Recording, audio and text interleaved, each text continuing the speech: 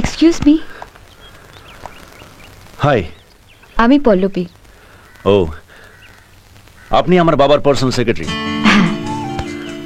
আমার স্ত্রী হিসেবে বাবা আপনাকে সিলেক্ট করেছে, তাই তো? আপনি তাহলে এই এগ্রিমেন্টে রাজি? এগ্রিমেন্ট? আমাদের বিয়ের এগ্রিমেন্ট। বিয়ের এগ্রিমেন্ট? সে কি, আমার বাবা আপনাকে কিছু বলেনি? এগ্রিমেন্ট অনুযায়ী আমাদের বিয়ে হবে 1 বছরের জন্য। এই 1 বছর পর যদি আমাদের মনে হয় আমরা সারা জীবন একসঙ্গে থাকতে পারি তাহলে ভালো, না হলে আলাদা হয়ে যাব।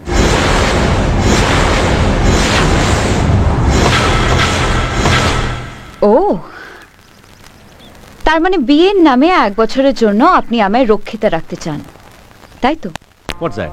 মেয়েদের কাছে সবচেয়ে অসম্মানের শব্দ, ইংরেজিতে যাকে বলে কেপ্ট। না না, আপনি আমাকে ভুল বুঝছেন। সবাই যেইভাবে বিয়ে করে আমিও আপনাকে ঠিক সেইভাবে বিয়ে করব। বর সেজে, গলায় মালা দিয়ে, আর যা সব নিয়ম টিয়ম আছে।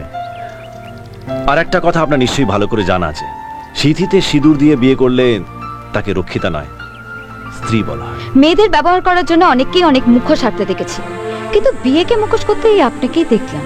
এটা আপনার বিদেশ নয় যে ডলার ফেললেই যে কোনো মেয়ে আপনার বিছানায় এসে যাবে।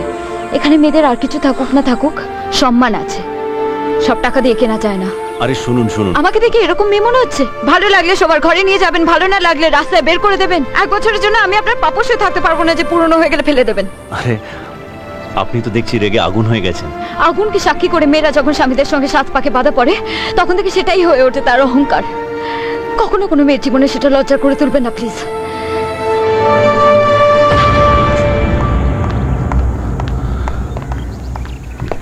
Shit!